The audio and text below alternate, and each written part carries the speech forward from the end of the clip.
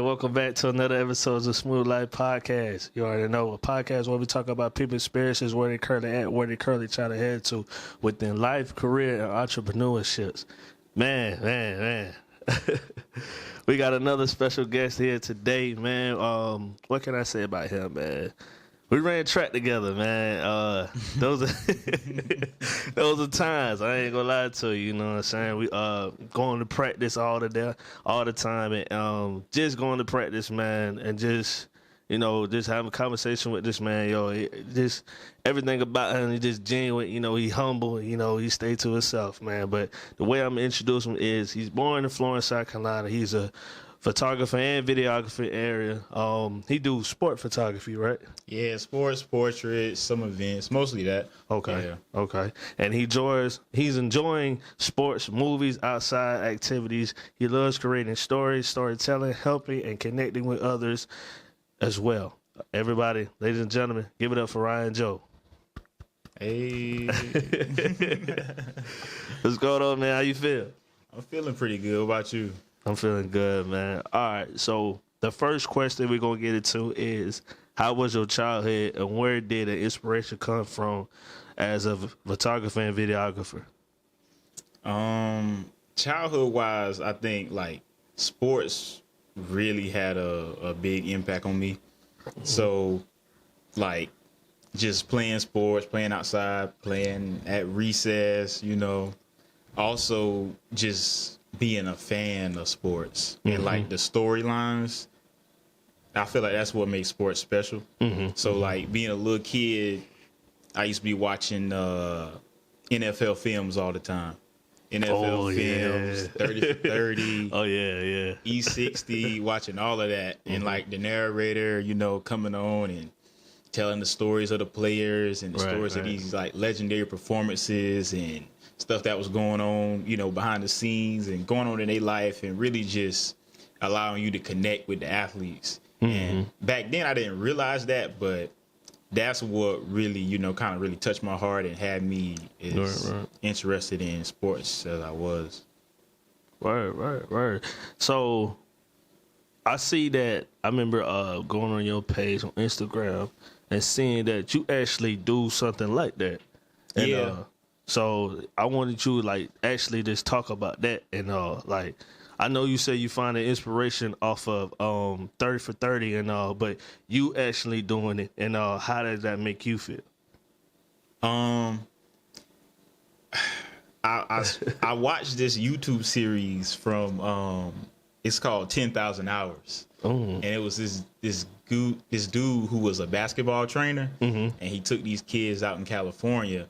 And basically the premise of the series was, if you spend 10,000 hours doing something, you can become an expert at it. You can get great at it. So the whole series was them putting in their 10,000 hours to get good at basketball. I think I know what you're talking about. Yeah, it's I want to say, is it Devin Smith? Is it like In the Lab? Devin Williams, In the Lab. Yeah. I used to watch that all the time. I know exactly what you're talking about. In the Lab really kind of inspired me to kind of go down that lane, and then Wayne's World as well. Right. Wayne's World made some real cool videos that I used to run home, get on YouTube and watch. Right. So then I was like, I'm seeing a lot of these, stories and special athletes we have locally. So I was like, let me, try my hand at that. And then, doing the voiceovers and stuff, I actually enjoyed that part. Because when I was little, I used to make little voiceovers for fun and stuff, just playing around on the voice memos app. Right. So yeah, and it just kind of tied in like that. So, and then also I feel like people so passionate about football, so I knew I wanted to tie in, the people, the place, the passion, just bring that together. Hey there, Smooth Life family. We are excited to announce the launch of our brand new website. Explore everything Smooth Life has to offer, from our latest projects, exclusive content, and sneak peeks from our creative journey. is just a click away. Whether you're a fan, a creator, or just curious, our website is designed just for you. Join our community, stay updated, and never miss a beat. Remember, it's all about progress. Day by day, see a better day. Smooth life. We out. Okay. So let's talk about like the opportunity, like just being a videographer and photographer. Because, like I say, I do my research before, I do all this and all. How do you get your opportunities, like going up to these schools and actually taking video and photography for them?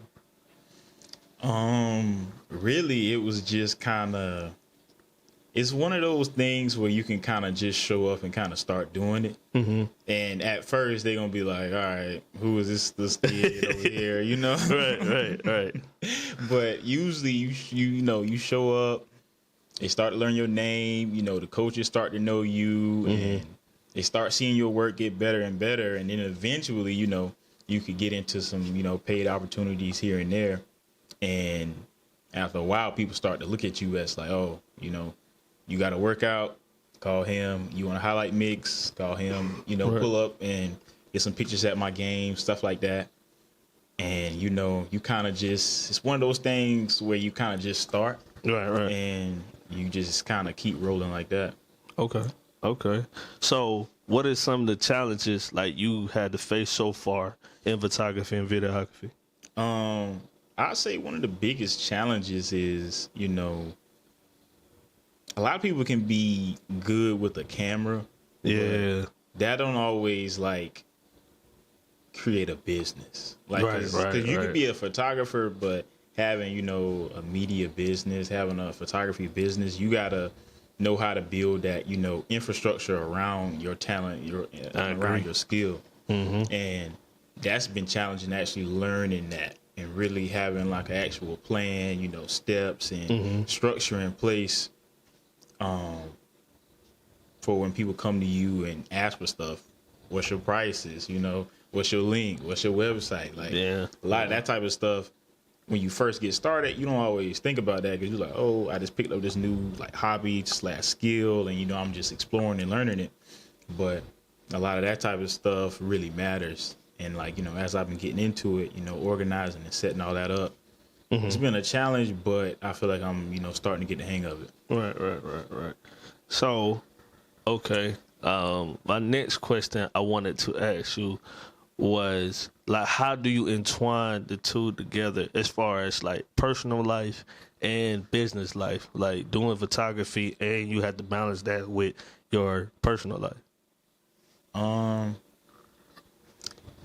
I guess it's weird because they start to get kind of intertwined in a way, because I noticed like when I first started, I had like a little Facebook page for my photography and stuff like that. Yeah. But you just getting going, so you're like, all right, let me use my personal page to kind of boost the photography page. Right. But after a while, it was better for me to just switch post over pictures on there and just put photography in the bio. Right. And people started just messaging my personal page after a while. So it was like, okay, well, let me just, post on both really. Mm-hmm. But then after a while, it got to the point where my like personal Facebook was like my first, photography page, because I started putting stuff on there and people was, interacting with it, sharing it, stuff like that. Okay. Tell the people like, what is some of your challenges, like as far as like handling social media and as far as like posting, coming up with content, just everything that deals with like the business side on social media. Yeah, that's big because I mean, when you kind of starting out as like a solo photographer, videographer, right? That social media page really, it kind of drives it in a way. Right. You kind of need that content for people to know who you are and what you do. Because if the people don't know you exist, they don't know what you do, it's hard for them to book you. Right. So really just, for me, being consistent with, posting content, stuff like that.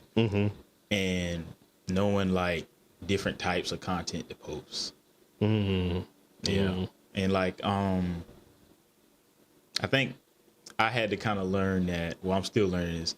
every piece of content you post don't have to be a super big thought out piece of content. You know, it can kind of just be something quick or idea you had, or sometimes just a trend, you know, that you kind of just put out because, you know, putting out that content consistently really, you know, grows your account and kind of grows the business. That's good for real, because man, I would say, like, that's one of the, I wouldn't say it's stressful. It's challenging at times only because of the fact that, like, you got to handle, like, when you first starting out, you really got to handle everything by yourself. Exactly. As far as like, you got to email people back, you got to like text this person back, or like you got to post this at a certain time, you got to post it at a certain time, and like it's challenging though. But I mean, at the same time though, if you really want to do it, I mean, sure, you'll do whatever it takes. Get it done. Yeah. You'll do whatever it takes. And then I was watching, you know, a guy, he made a piece of content. I forgot his name. I think it's Shots by Jordan or something like that. But he, yeah, I'll show you his video. Right.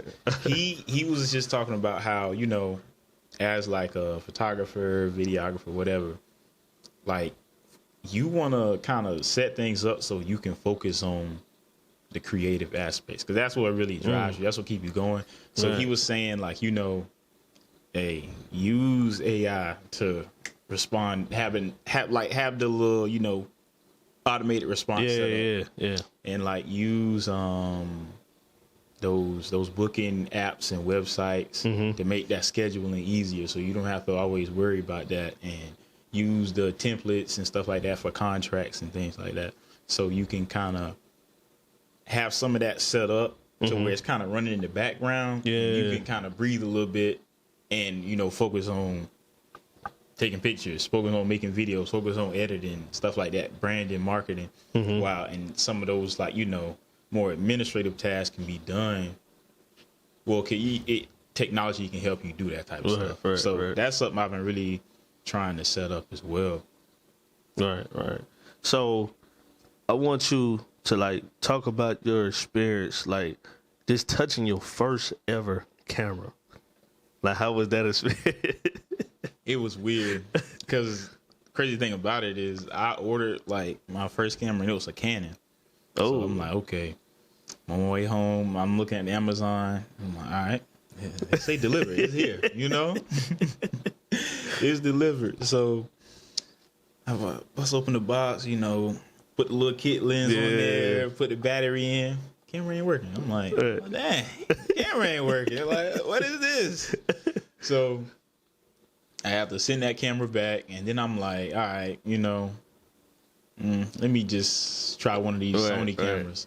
So then I tried that, and like my first time, I was just like in the backyard taking pictures of my dog and stuff like that, and just like taking little pictures and videos of him running around, you know, trying stuff that I saw on like tutorials, messing around with like the exposure triangle and all of that. And like for my first time, I was surprised how like the pictures was coming out. I was like, hey, you know, these don't look too bad, you know. Was that like, you would say, like, whenever you first touched your first camera, and was it like, okay, I got something, and I'm gonna turn this into something? I don't know if I was thinking that. I was just thinking like, let me keep going. Let me keep experimenting a little bit, you know? So then I kind of like went downtown. It was like practicing on my mama, my brother, practicing on everybody really. And, you know, once I kind of started doing pictures of them, I was like, okay, you know.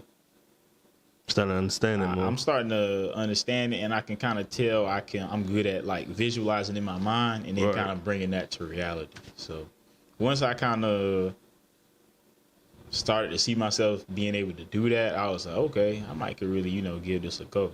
Okay. But what about you though? I want to hear you. How you got started.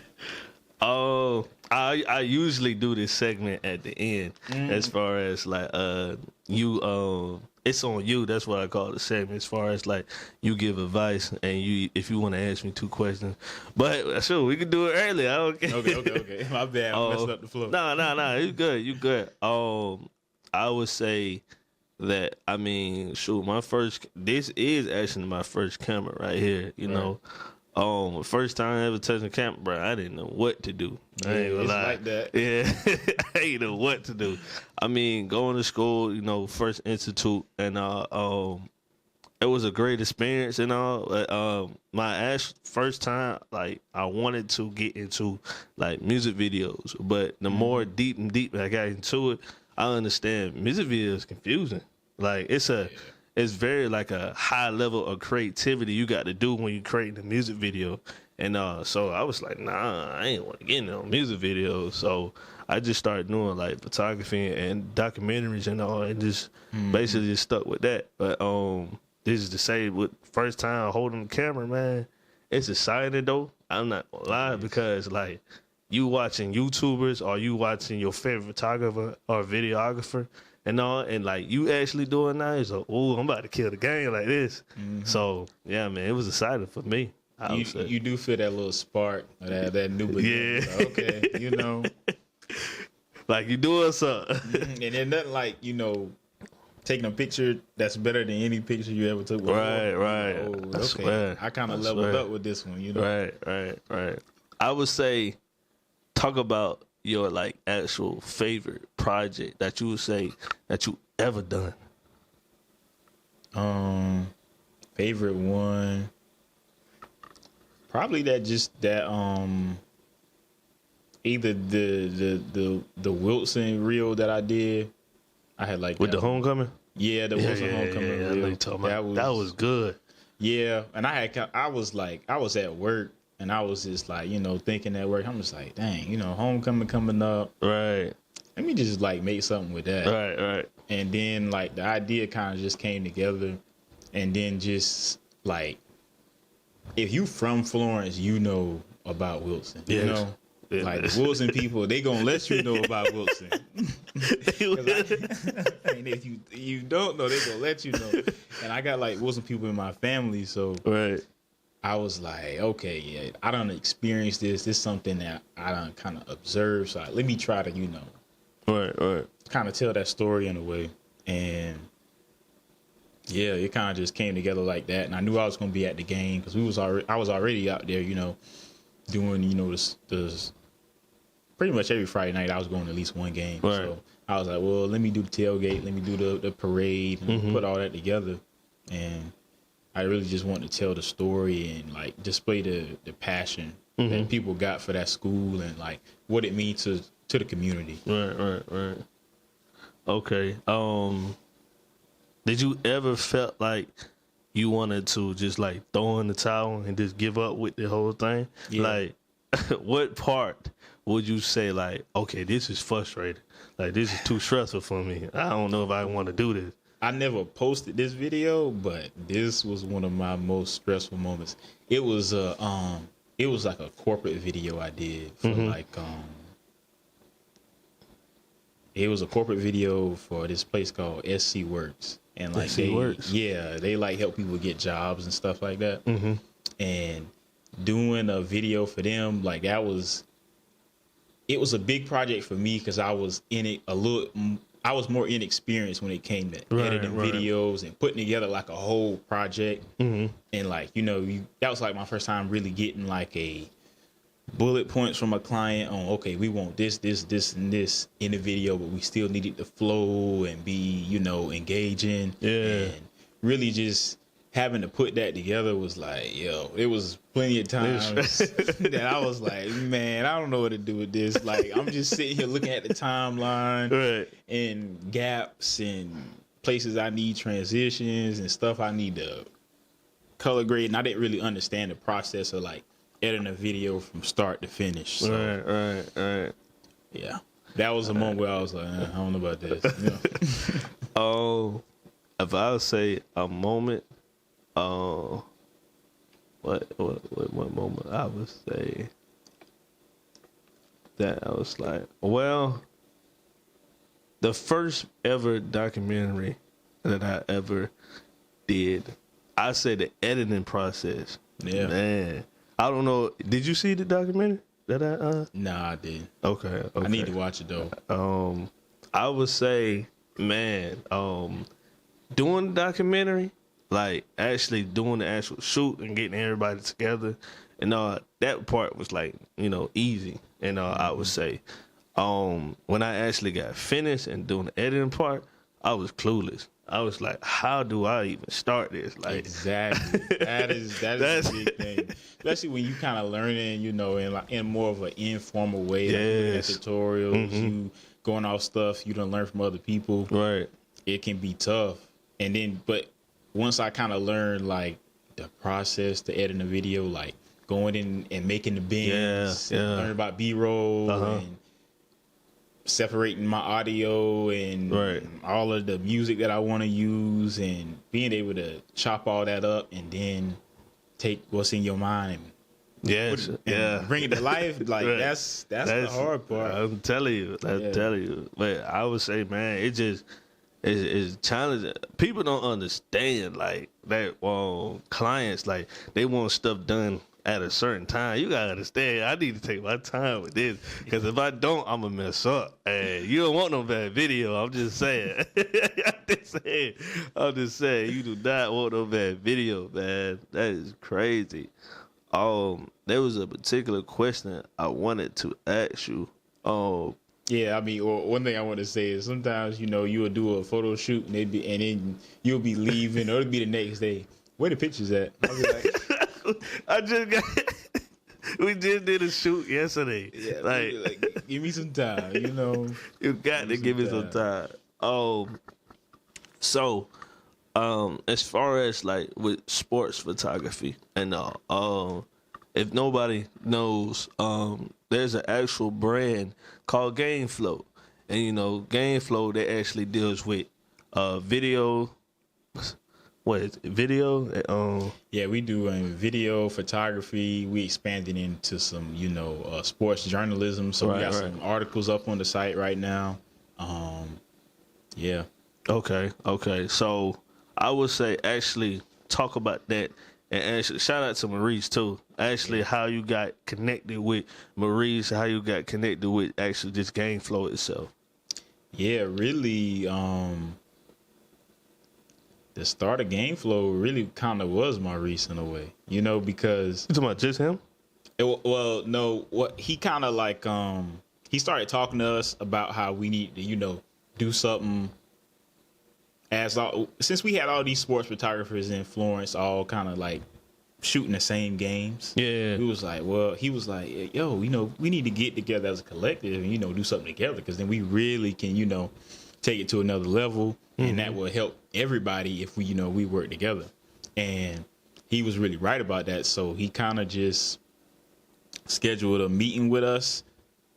He scheduled like a little dinner. We got some pizza. We kind of just started, brainstorming and chopping it up and just thinking of what the name was going to be, how we was going to structure things, what we wanted to do, how we wanted it to feel and stuff like that. And, we started, with a certain group, and then some people they had, go off and do other things. And then we kept going. We kind of, started doing some of the basic stuff to really, set up a brand and a company. And it just started evolving from there. And then people, they started really engaging with the content. The players started to recognize GameFlow and stuff like that. So, and that's kind of like, that was kind of like the little sprout. That was the little sprouts coming out the ground, you know? So that's crazy. So GameFlow wasn't created when you joined? No. Like, I mean, we kind of just, the idea to come together and kind of do something as a collective, that was kind of the idea, but GameFlow didn't come till we started, brainstorming and, coming up with ideas and stuff like that. And it was like, okay.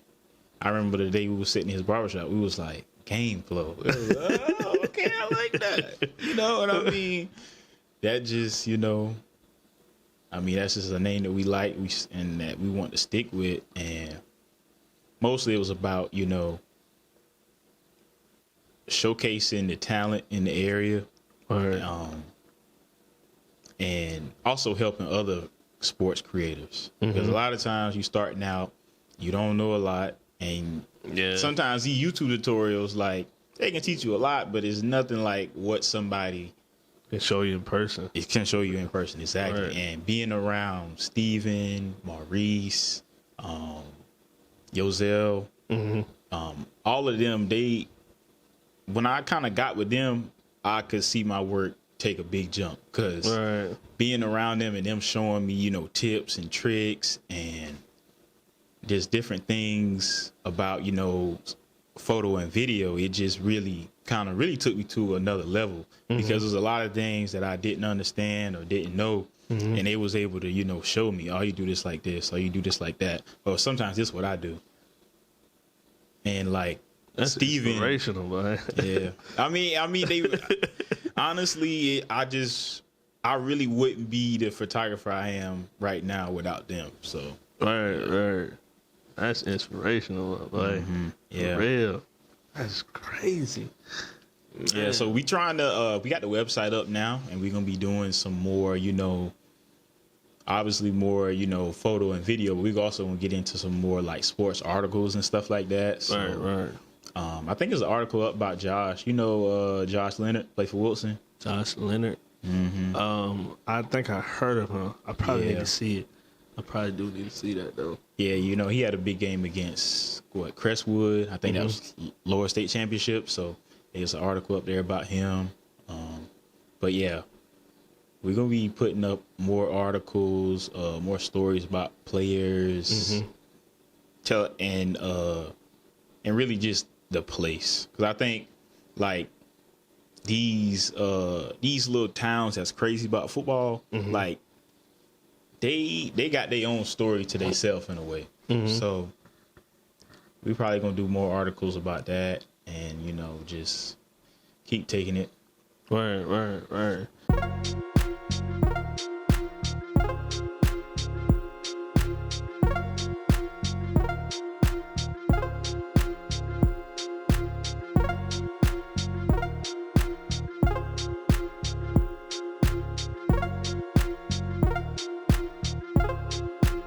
So tell the people, like, as far as the brand, your brand, how do you want your brand to actually be remembered? I want to be remembered as something that was able to really just showcase people in their stories. So rather that's showcasing somebody visually with a, custom personal photo shoot, or if somebody want a video that's, showcasing their brand or an athlete, things like that, that's really telling the story of that person. That's kind of what I kind of strive to do whenever I take on a project. And allowing people to, allowing people to really connect with the person through the camera in a way. That's deep, for real. Dang. There was another question that I had in mind. And as far this probably going back into the beginning, I should have asked this question in the beginning, but I want to ask it now. As far as like what really actually like caught your attention, like to actually want to do photography and videography.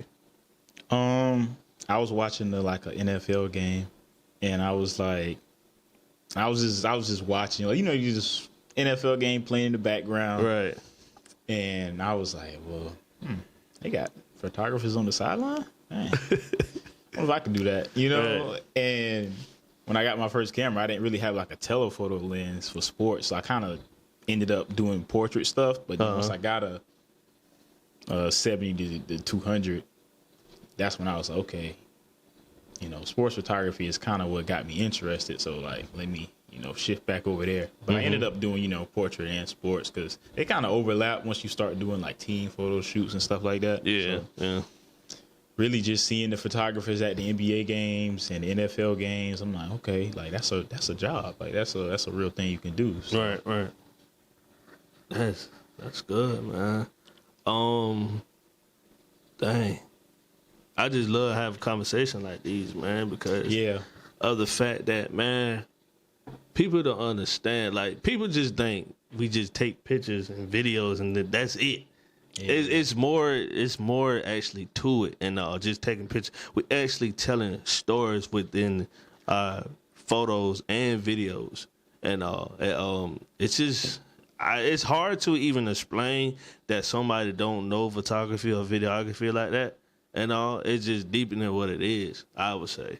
Yeah, I like to think of it like almost like a craftsman. Yeah. Like a woodworker, you know? Like that's kind of how it is a little bit because you kind of just...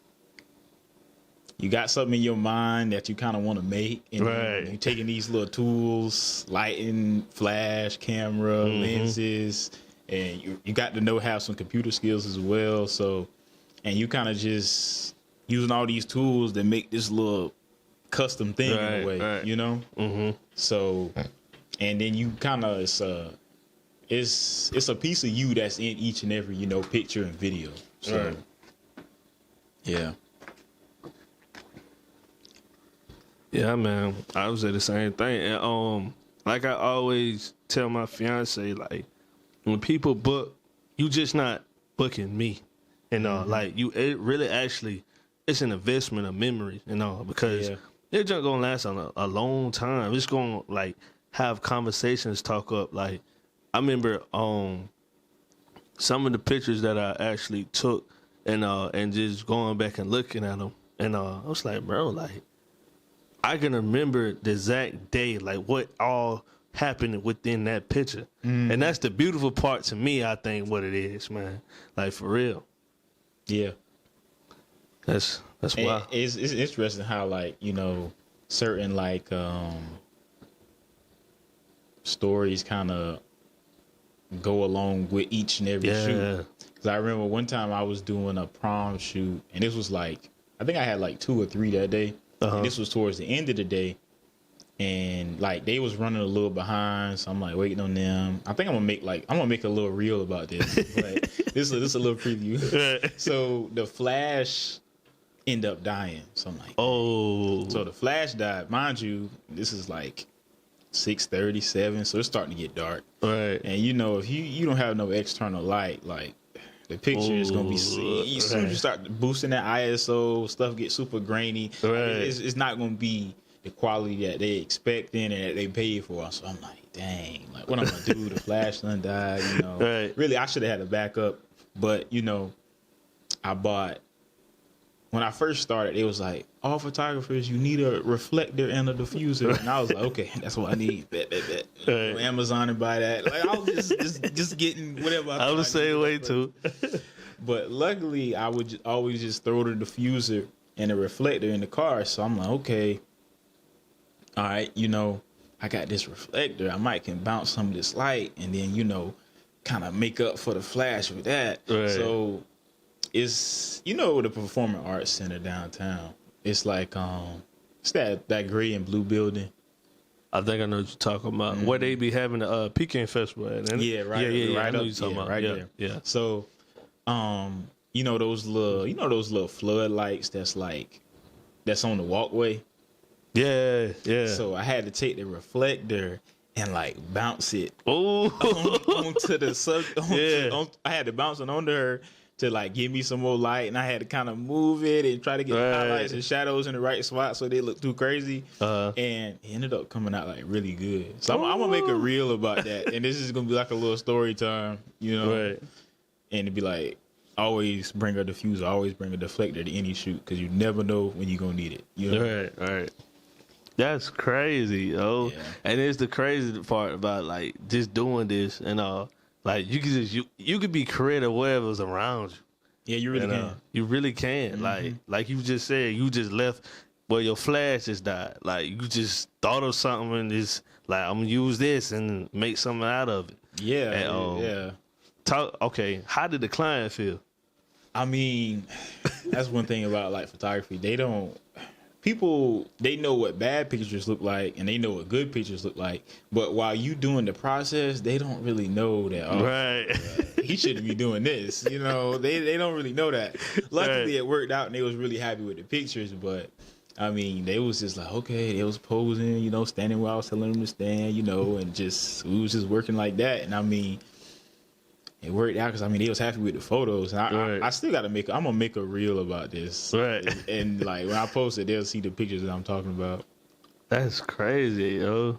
And yeah, I would say, I was telling my fiance earlier, like, the client don't give a damn about what settings you got on your camera. They don't care. They don't care about the ISO. They don't care about no specs and all this type of stuff. Like they just want good photos. They want a good experience while they doing the photo shoot. Right. You know, they want good customer service, stuff like that. That's really what matters. That's one thing I learned. Like, that's another thing I learned from Maurice. Mm-hmm. Like, going with him to like shadow him on some weddings and even like doing like photo shoots we done with different schools and stuff. Like his ability to work with people, to get people to light up in front of the camera.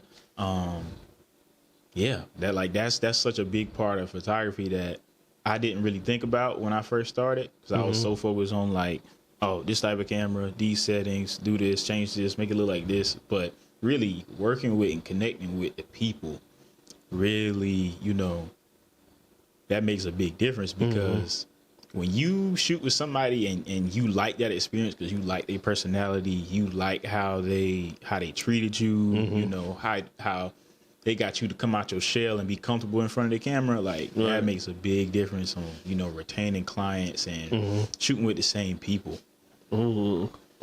So what was a moment where you would say like, oh, I'm nervous, but I'm still gonna kill it though? A moment where I was really nervous. That's a good one. Probably doing like a large group of people by myself, because I'm pretty good with people like one-on-one. Yeah. But when I had to do like a shoot with a large group of kids and I had to like, you know, talk and tell them what to do, and all right, we're going to do this like this. All right, these poses, boom, boom, boom, boom, boom. I was super nervous by that. Like, I'm like, they ain't going to want to listen to me. Right. You know, because I already look like really young. Like I show up to some shoots, they be like, oh, what school you go to? I'll be like, no, I done graduated. No, like, I'm not in school. Nah. I'm not in school. Yeah, I'm the photographer, you know. But yeah, I was nervous about, you know, having to like really run the show, because when you got like a big group of people, when you doing the whole team, you kind of gotta like run the show a little bit and be like, all right, we gonna do this, you line up over here, this type of pose, boom, boom, boom, you know. Right. I say I get that all the time, like every shoot that I do, and just even events that I do. Like I don't know, I would say it's a good feeling though, because of the fact that like you already know like what you expect out of you and all, but it's just the fact that you don't know what to expect from the people, you know, because some people picky about pictures. You know? They are. And I done heard stories of people like done delivered the pictures to the client and it was like, I don't like these. And I was like, what? I mean, it hasn't happened to me yet, right? Knock on wood. But I heard people be like, and I, as another photographer, I was, I like those photos, you know. Right. They client didn't like them, and it was just like, oof, like, you know. That's the scary part. That is the scary part, you know, because back to what we were saying earlier, it's like a piece of you and went in and created. Yeah. So when they reject it, they not just rejecting the work, they also were kind of rejecting you as a creator a little bit, you know. Right. So it's just like, dang, you know. That's which your style ain't gonna be for everybody, but when somebody book you and then don't like it, that's like, oof, that's a gut punch. Right. So I never asked this question to any like photographer or videographer, and all. But I want to ask this to you, like, just to be off of some funny stuff. How do you feel when clients be like, "Oh, that's a good camera. That camera take good pictures." Oh, I'd be like, honestly, it's gotten to the point where I'd be like, yeah, I mean, it is. Like, it served me well, Because, man, clients don't understand. It's not the camera. It's the person that taking the pictures that had the camera in their head. And I kind of learned that, like, really just scrolling on Instagram and seeing people doing, like, really good work with, like, very limited gear. They don't have the best lens. I mean, they ain't got no crazy, like, new flash, anything like that. I mean, they just getting in there and looking at the situation and making and doing the best they can with what they got. And that kind of really taught me, like, yo, you got to really lock in on your knowledge of, camera, lighting, situations, because that's what really make it go. Like, the camera is like it's almost like a car or an engine in a way. Like, you can have a Hellcat, you can have a Formula F1 car, but if you don't know how to drive, then what's the point? What good is it? Right. You might as well get your PT Cruiser or something. Exactly.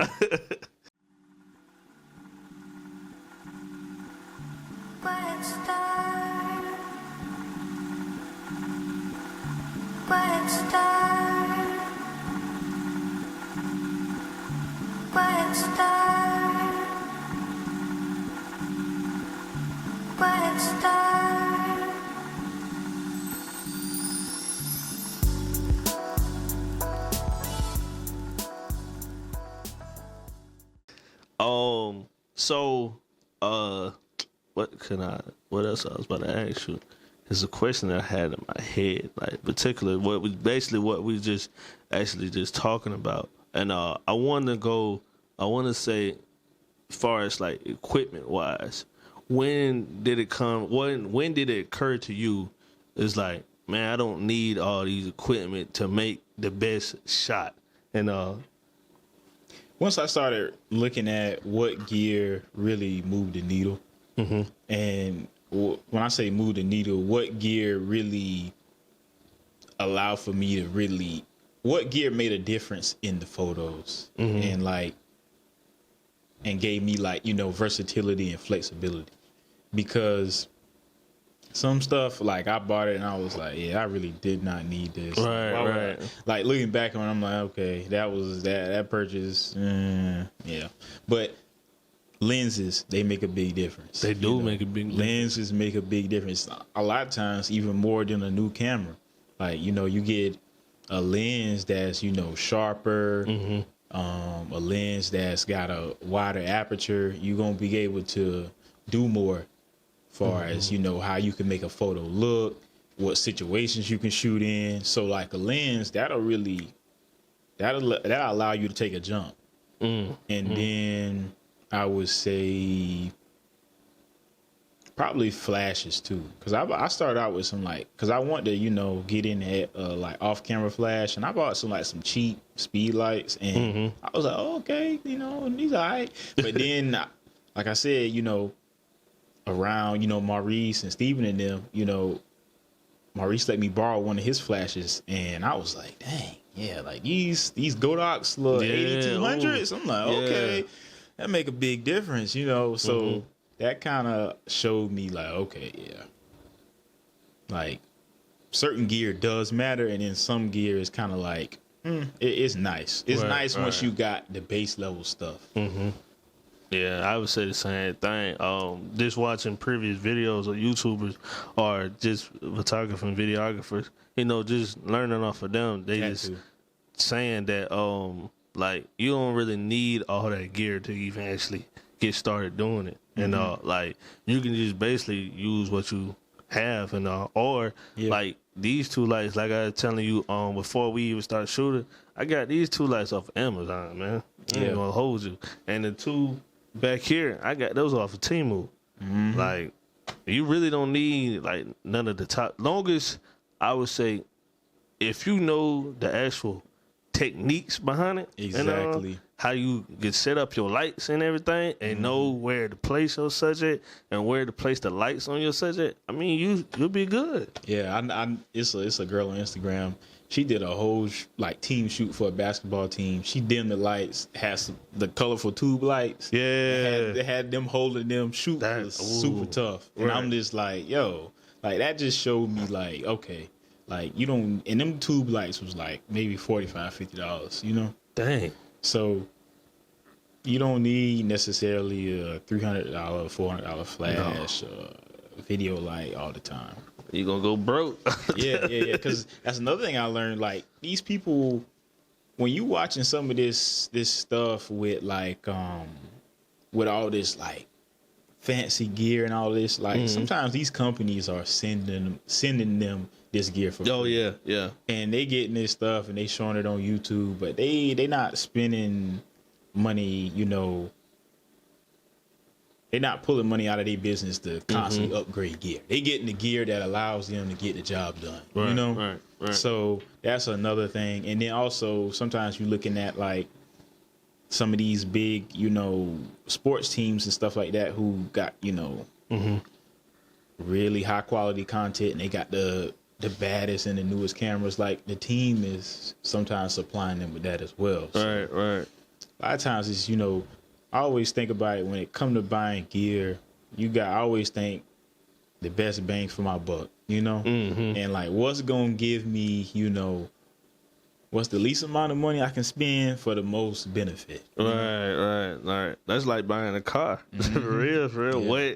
What can get me to A to B for now, like now? And it's not, no one's saying like, okay, you ain't got to go to no bad dealership or nothing like that. But I mean, you want a car to at least be like a good mileage, you know, like 45 miles to start off. But yeah, that's just basically the same thing with the camera. And I would say.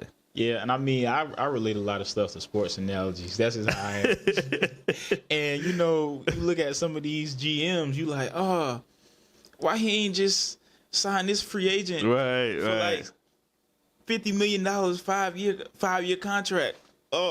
Or like, prime example, why you ain't just get Damian Lillard? You know, he number one option. Why they getting Drew Holiday? Drew Holiday a little cheaper, but you know he gonna bring some defense. He got offense. He gonna pass. You know, he gonna rebound. Whereas that makes sense though. You know, you gonna spend what $50 million for him, and he just gonna score, which is important. But sometimes you know you need to save a little bread and get something that's a little more versatile.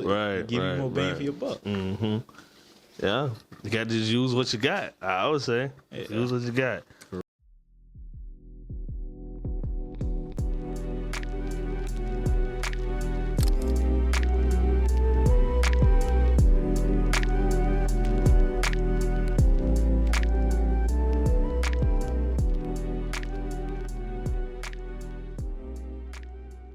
Real. So now we're gonna get into the next segment.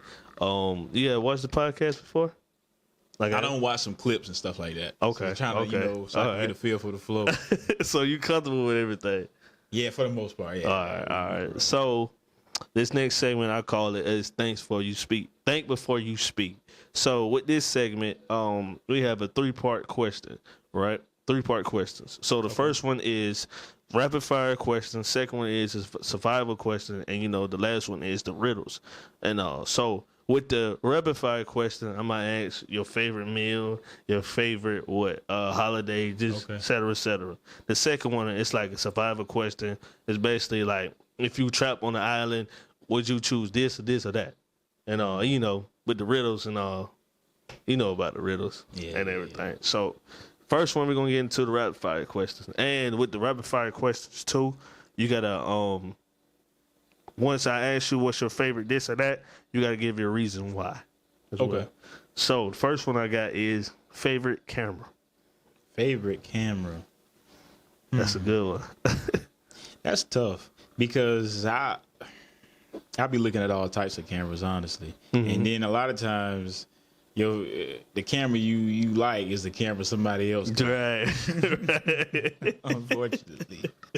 You know, because like I had a stage where I was looking at Fuji films, like, damn, I need to switch to Fuji film. I like how these little film emulations coming out. I'm looking at other people's pictures, like, dang, I kind of want little film look like that. Right. Then another dude another photographer who joined GameFlow, shot by Diz. He got a Nikon, and I be looking at how his colors come out in his photos, and hey, he nice, especially with editing and really giving it like a very realistic look to the photo, but he still, put his own pizzazz on like the editing and the color grading of the photo. And I was like, hey, he was like, yeah, these Nikon colors, they tough. I was like, yeah, they is. So I'm like, I might be getting me a Nikon, but I'm like, nah, let me stick with Sony because I guess I'll say a Sony camera. I guess I'll roll with probably favorite camera,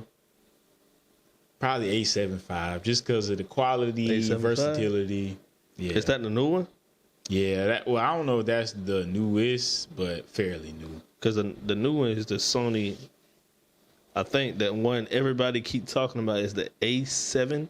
I think that's what it is. I can't exactly remember which one it is. Yeah, because Sony got so many. I know they like the A1 is like this camera got all of the bells. Right. Everything. Right. And then, they got some cameras that's kind of like more geared towards video and some that's more like photo cameras. Mm-hmm. But yeah, I probably roll with A7 V because you can do video, you can do pictures with that. I mean, you can do everything pretty much at a high level. Right. I know I asked you this question before. I think you gave me your video favorite project. Talk about what is your favorite photography project that you have done? Favorite photography project? Probably. It's probably a tie because I really like those wrestling pictures I did for Coach Montgomery. He got a youth wrestling club that he just starting up, and he want the kids to have some photos and stuff that they could keep, and then he also wanted to promote his club. So I liked how those photos came out because we dimmed the lights in the gym, and they really got into like the whole wrestling attitude, and they got into that mindset during the shoot. I think I've seen that. Yeah, and those kind of like I kind of just posted those, but they did better than I expected them to do. As far as the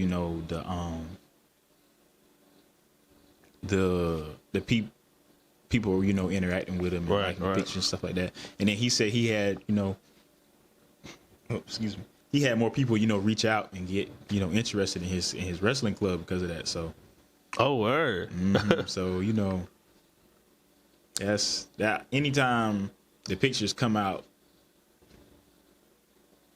anytime I'm happy with the end product, and it also helps that business or that brand or those athletes, then that's like mission accomplished for me. Right. I said the same thing. Favorite meal with sides? Favorite meal with sides? I guess I'm gonna have to go with. You like a chicken type of guy? With I don't know. I'm more of like a steak, beef type of person. Dalton said the same thing. For real? Yeah, he said steak and potatoes. See, I'll probably go with maybe like some oxtail, some cabbage, and like the little rice with the yeah. Or maybe it's this Korean spot in Charleston I really like. So some Korean you ever had Korean pancakes? Korean pancakes? That's sound for I don't think I never had Korean. Or the Korean hot pot. That's another. Hey, dang, I gotta try that out. Yeah, you gotta try that. You gotta try the Korean. I got to try that out. I'm also of a not Jamaican, Japanese type of guy. I like Japanese too. Yeah. That little spot. I think it's on South Irby, Sakura's. That's where I be going to mostly. Oh yeah, I love that place. It's another one. Where Greenwood Elementary at? Greenwood. Yeah. There's another one called Midori over there. Over there in that plaza, ain't it? Yeah, shout out to Midori. I go to they know my face when I come in there, but I think I had Midori's good. Yeah. And they give you a lot of food too. Like I have to split it up. Right. I think I had they chicken hibachi when I was there. Yeah, that junk is good.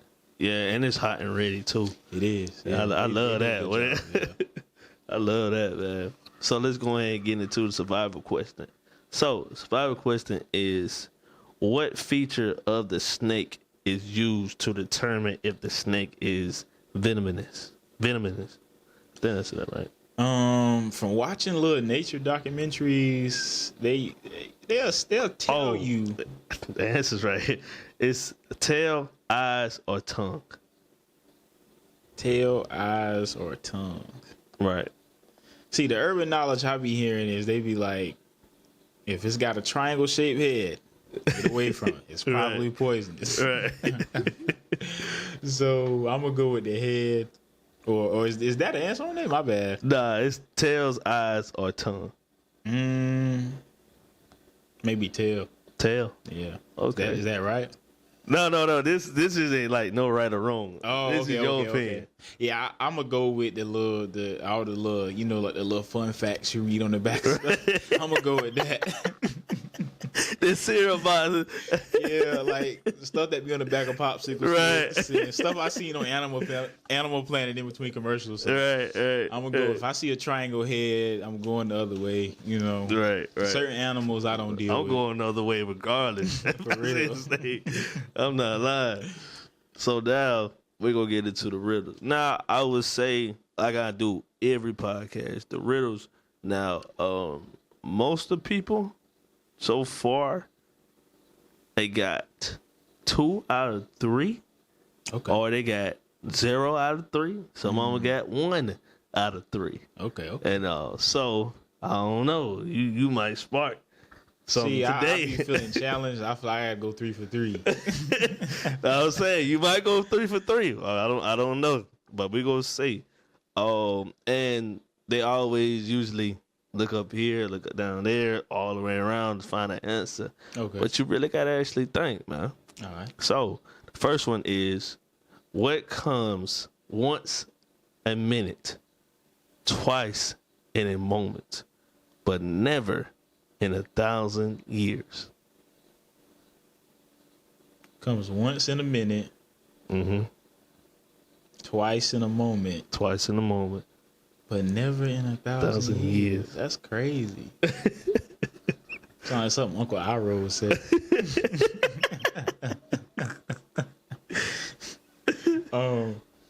Dang.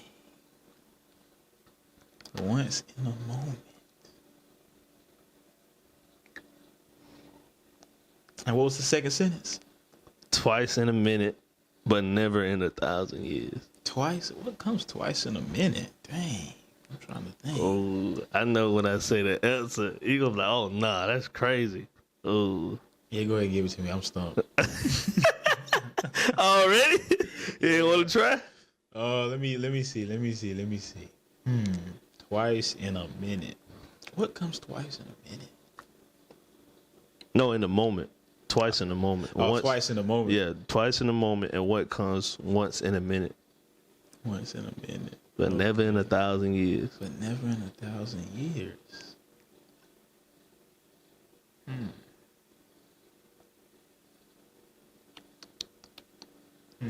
I'm trying to think. Hey, you want to throw it in? You say you want 3 for 3. Nah, I might be 2 for 3.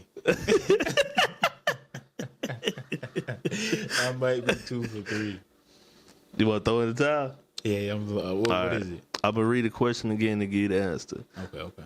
Question is, what comes once in a moment, twice in a minute? No, once in a minute, twice in a moment, but never in 1,000 years. The answer is the letter M. You said the letter M? Yep.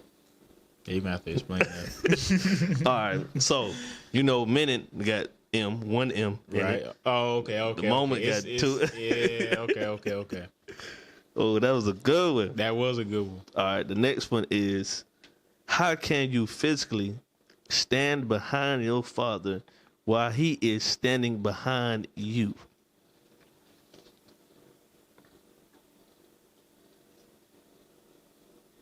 How can I physically stand behind my father while he's standing behind me? That's another one.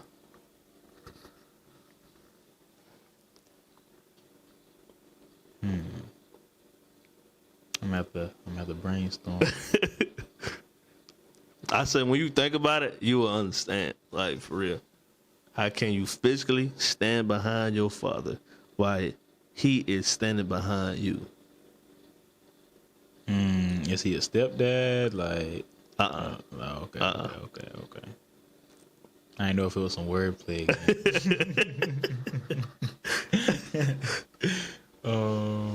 Physically stand behind my father.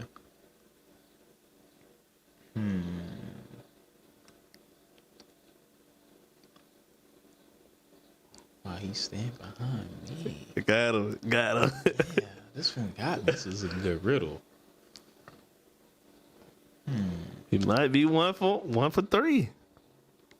I might be 1 for 3. I'm on an empty stomach. So you throw this one in, or you want to guess it? Nah, I'm lost. All right, I'm gonna read the question again. Hey man, 2 for 2. The riddle's crazy now. There is. How can you physically stand behind your father while he is standing behind you? The answer is you are standing back to back with your father. That's a good one. Okay. Yeah, I get that. That makes sense. All right. So we're going to get into the last one. Ryan Joe. Right. You might get this one. I got to go 1 for 3. So, question is, 3 different doctors said that Paul is their brother, yet Paul claims he has no brother. Who is lying? Okay, so 3 different doctors said that Paul is their brother. Right. And Paul's saying he don't have a brother. Right. Who's lying? Right. That's another good one. So it's only 2 options is the brothers or Paul. One of them got to be lying. So let me try to think through this. Yeah, I can't go over 3. Over 3 is crazy. Can't go over 3. Once you go over 3, you can't. Ain't no comeback. Yeah. That's over like 3 is NBA. like, the series. Yeah, For real. It's a bad night. Shots didn't fall.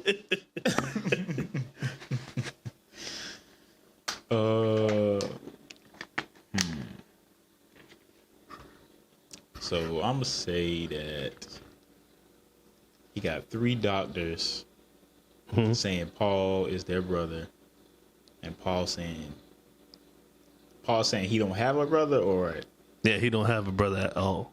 That's what he's saying.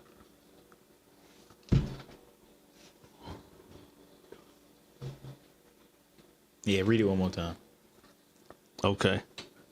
It says 3 different doctors said that Paul is their brother. Yet Paul claims he has no brother. Who is lying? I'm gonna say 3 different doctors lying. 3 different doctors? Yeah. Dang. 0 for 3. Let's go. So who lying? So I'm gonna read the question. Okay. I'm gonna give you the answer. 3 different doctors said that Paul is their brother. Yet Paul claims he has no brothers. Who is lying? The answer is no one is lying because the 3 doctors are Paul's sisters. Okay, yeah, I'm thinking they had to be men. Right. Yeah. Right. So I always give a bonus one. Yeah, I deviate the bonus. So this is always a classic. I always get this one. You probably get this one if you've seen it. I am an odd number. Take away a letter, I become even. What number am I?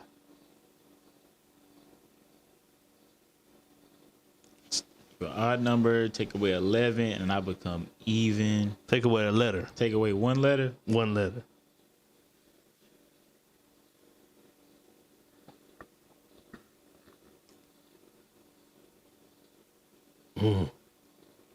Then we got another one, Coach.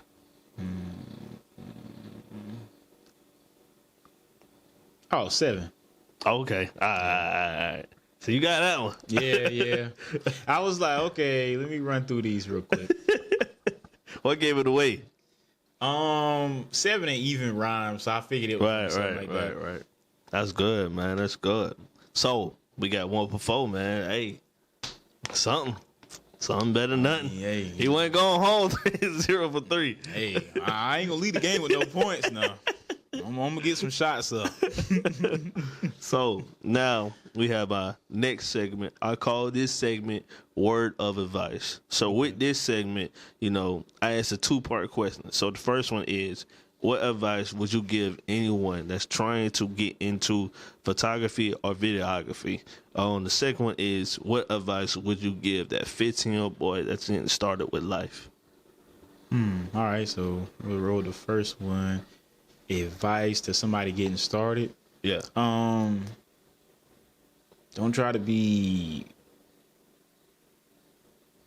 get caught up in perfection, because it's going to be so many mistakes and things that you don't know and things that you wish you would have known, So, and you're going to see all of this like crazy work on Instagram and YouTube, and these people who've been doing it like 15, 20 years, and they got this gear and they got that. So don't try to be perfect, just make what you can make right then. And once I started doing that, I got better, because I was trying to make, stuff that was up here when I wasn't up there. My skills wasn't up there. So once I started making what I was capable of making, my skills started jumping up, because I was, just working from where I was at. Right. And for you, and sometimes, where you at is never going to be perfect. So you kind of just got to, produce what your skills can produce, and then your skills will grow. Right. I like that. So what about the advice would you give that 15-year-old boy that's just starting in life? If I had to go back and give him some advice, I would say just trust yourself more, and be okay with being, different. And trust yourself more, be okay with being, a little unorthodox, a little outside of the box, because that's really that's really your strengths, because a lot of times, because we so busy, we get caught up in the trends and what people say we supposed to be doing. We miss out on what we actually good at, Hold on. Explain that a little more. I like it when you said that.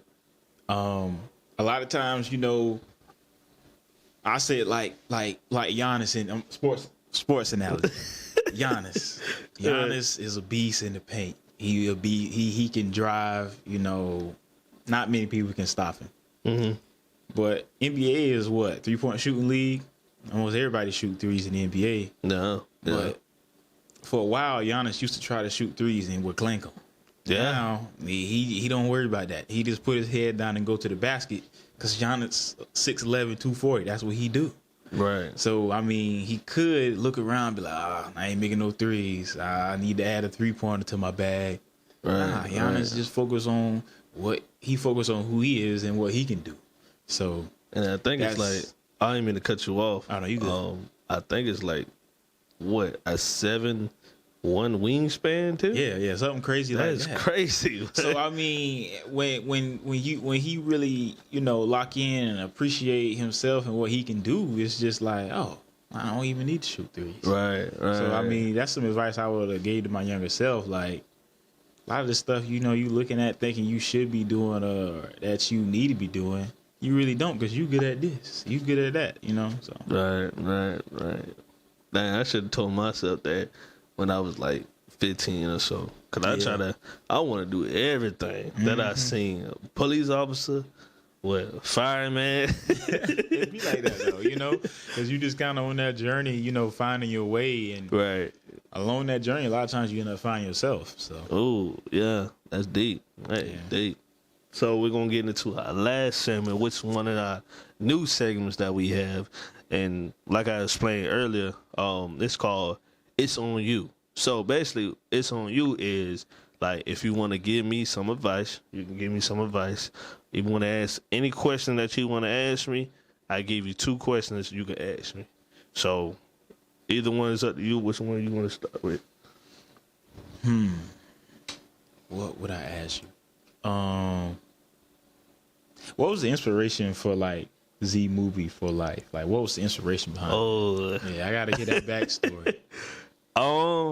The inspiration behind it and all is first I was making music, right? And crazy rap name. I don't know why I came up with the rap name, but I came with the rap name Zmoovy. I don't know why I came with that. And it's crazy to me now when I think about it. It'd be like that. Crazy, but I just came up with the brand. Like I was starting to say like Smooth Vibes only. That's what I came up with. But then it's transitioned into Smooth for Life. And then after that, like I explained earlier, like I wanted to do actually music videos, and I wanted to do a music video for myself. And I was like, when I got into school and they actually started providing like the camera, the microphone, some of the lights that it was giving us, and it was like, like thinking to myself, I don't think I want to do music videos no more, like for real. So it just the deeper I started getting into it and like booking clients, just getting clients, it started. I remember the first time I ever started doing my first ever documentary, and you know, basically the story is about a girl. She was born premature, and as she was born premature, and you know, she had to face all these challenges, and people like doubting her, telling her like she ain't gonna be this, she's not gonna be that, and telling that to her parents and all as well. But the fact that she graduated from Florence Tech to be what was that? I want to say early interventionist, but I could be wrong. I have to look back at it, and but that was just a huge achievement for her, and just the fact that her growing up being premature and people doubting her, and it was like telling that having, how can I put it?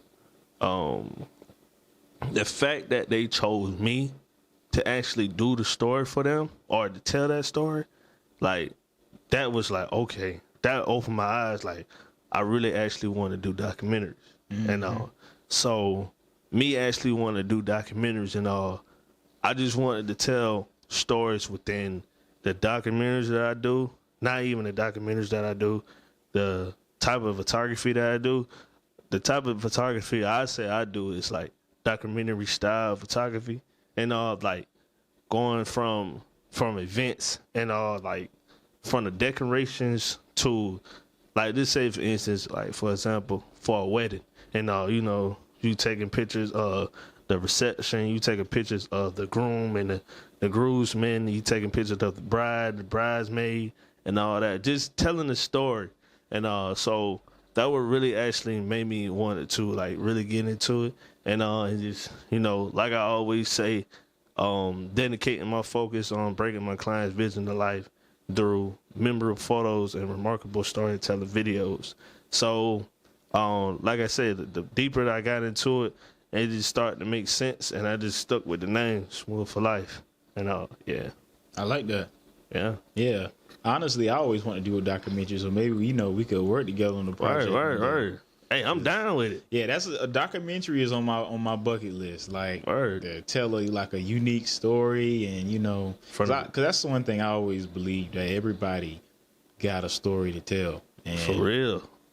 And you know, just sometimes it's people that I just meet randomly, and they just start talking. I'm just so. what was you thinking when that happened? You know? Nah, for real, man. At all. That's also why I like podcasts too, because a lot of times you really get to know people and you really get a feel for them for real. and their journey through life.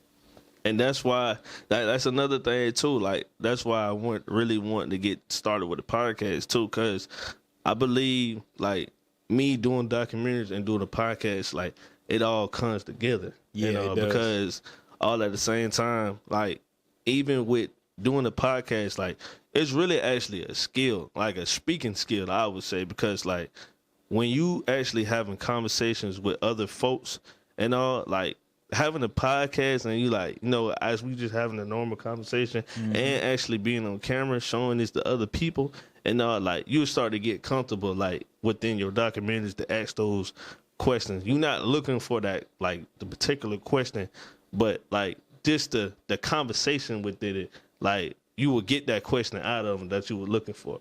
You see what I'm saying? So yeah. So I would say like just doing the podcast and doing documentaries, I believe like it all entwined together. Yeah, it's super interesting looking at y'all, some of the guests you done had and different things that they do and the paths they done took through life. It's like, yo, okay. Right. Yeah, and then like I listen to podcasts like pretty much every day. You like, got to. It's just it's like the newspaper for me at this point. Right. You know? Like it's our generation like radio. Right.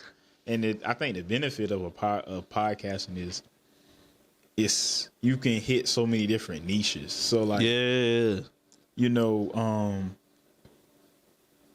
with radio, a lot of times it's only with so many channels.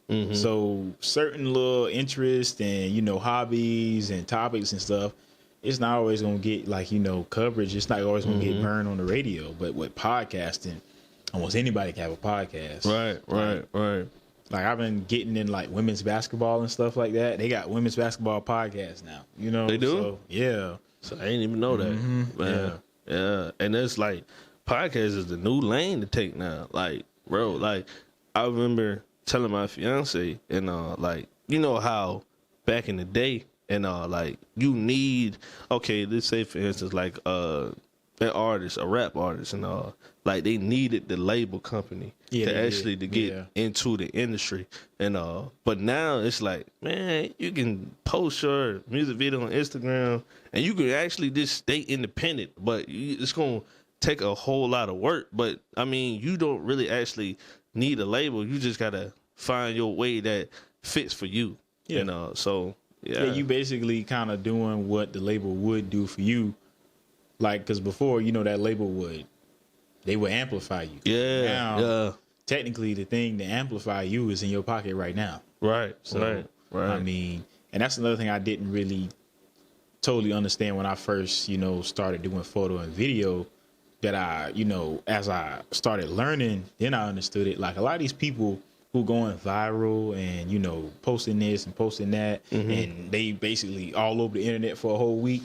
Like they doing that so they can direct you to something so they can generate revenue. Like a lot of times they doing that because they got a podcast coming out or they got a book coming out or they got a song or they got a course they want to sell. You know, like, or prime example, my man with the bananas and the water. his morning routine. Like, oh, I think I know you talking about. Yeah, the dude that'll be singing. No, like he went the real built dude that went viral. I think this was like what, last week or this week. I got to see it. Yeah, it's like the bowl of water, and he wake up at 4 a.m. and dip his face in that special water. Like a lot of this stuff I'm starting to learn is this stuff is an advertisement, you know? Yeah. It's marketing. Like we watching, technically this is a viral video, but really it's a viral commercial. Like because they gonna try to sell you something on the back end. Right. A lot of the content we watch. So that makes sense though. For real. And just me, I would say, just starting out, and the reason why I wanted to start a podcast, and a lot of people probably don't understand it, but just getting in this industry, like photography and videography, at first, like, you don't make as much as money that you think you're gonna make. A lot of times you shoot free at first. Yeah, you shooting at free at first. So I was like, man, I need to actually find a way to actually like get my brand noticed. And like the podcast, like, you know, I don't have to go on somebody else's podcast or like somebody radio channel just to get noticed. I just start my own and like actually getting people to actually see my face. So if they was to book me, you know what to expect. Like it's that trust. You know what I'm saying? You need to put a face with the product. That's one thing I didn't know at first either. Right. So when I started to learn that, like you said, you need to put a face with the product. It's like, okay, I need to keep on constantly doing this and like keep doing the podcast, keep doing episodes and all. Yeah. You know, like get people to actually see you, like you actually doing this. So whenever you get to your client, like, you know, like, okay, I need to have a conversation with my client to actually get them to trust me. And and not only just to trust me, just to build that relationship with that client so they can actually, like, whenever, if they want to book me again or recommend somebody else to me, like, they already know, like, oh, this the man to go to. Exactly. So, and when somebody come on your page, they can kind of see what you about. Yeah. Because like when I first started, I was just posting random pictures. And right. Like, well, when people looking for a photographer, they don't just want to see photos. You know? Right. Sometimes they want to see your process. They want to see how you think. They want to see, you know, how you go about your whole thought process. Right. Yeah, so you got to think about a whole lot. Not even just starting photography or just videography, business in general. Yeah. Like, you got to think ahead, man. You do. You really got to have a business plan. You really do. When I first started, it was no business plan. I was just out here, I got a camera. Let's go. You know?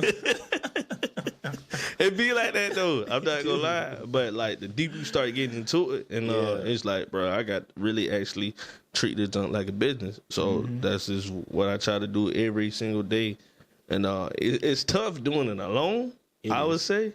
But, I mean, end of the day, if you believe in your vision and nobody else believing into it, it's fine. But you just got to keep going. And then I believe the more you keep going, somebody's going to hop along and believe in your vision. They will. Yeah, because eventually, you know, if you moving the right way and you authentic and you genuine and you really trying to, you know, bring something to the world, people going to see that and want to interact. Right. Because, I mean, content is important, but I think we at the point where content starting to become like a assembly line. Like a day in the life video is like an assembly line at this point. Right. Record this, or those videos where they go to a new food spot or a new restaurant, it's the same format, rinse and repeat, pump it out. So when you make something that's like really authentic and people can kind of feel like it's real and really can connect with you, that's always going to beat that assembly line type of content. Which I mean, I'm not necessarily knocking it, but that can't be your main, you know. That can't be the main course, you know? That can be like the little peas on the side. But steak and potatoes got to be something real that people can grasp onto. Right. That makes sense, though. I like how you use that, though, because, like just say, for instance, like, what we doing. Like, we just doing photography and videography. Yeah. And, like, you really going to have to give some people, you got to give them more than what you just doing just now. And, like, actually getting people to see you, like, okay, this is a real person. Like, he just ain't just, you know, taking pictures, just taking videos. Yeah. Like, no, he's actually real. Like, he's really out here, you know, talking to people and having conversations with people. And that's somebody I would say you can trust. And that's the main thing. Get the people to trust you. Yeah, that's big. Yeah, because, they can see behind the fake. Like, for real.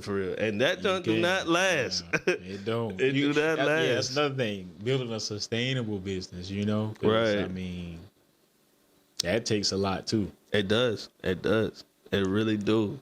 And I always be telling myself, like, even if I'm not getting, like, crazy booking, like, when people not booking like crazy, and it's fine. It's like, you got to realize, like, what you actually building.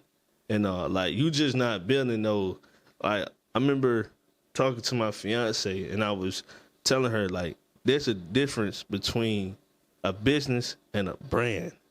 Like a business, like you just want to make profit, make money, and that's it. But a brand is like Taco Bell, McDonald's, Burger King. Like, you know the saying, you know everything about it. You know about the Whopper. You know about the Big Mac. Yeah, brand you can feel. A business is more a little more. It's a little more cold in a way. Right, you know? right. So yeah, it's just all about building your brand and all. Like, you can have a business, but that brand gonna last. Yeah, because a brand really helps because it helps people to know what they're getting before they buy it. Before they buy it, you know, before they purchase that good or that service. Like, if you buy some Nikes, you know what you're getting. Right. That's just like with LeBron and with Sprite. You remember at the time when he was making the commercials, Sprite commercials, and you already know, like, oh, if he drinking Sprite, then I know it's good. Like, if you're a big fan of LeBron and you see him drinking Sprite, of course you're gonna drink Sprite too. Or another one is, I kind of learned this, you know, from doing sports photography and, you know, sports media and stuff like that. The reason why these teams have these, you know, massive social media pages with pictures and videos from practice and games. I mean, it'll be February, they still posting football videos. Why are they doing that? That's because that posting that stuff, that builds the brand. Right. And honestly, there's studies that show that when a football team is doing well, their enrollment go up at that school. Right. So I mean, that's crazy. Yeah, and also if your school got a sports media department that's putting out good stuff, athletes are gonna want to come there. The whole reputation of that program or that athletic program is gonna go up. And if your athletic program going up, a lot of times your enrollment at that school is going up.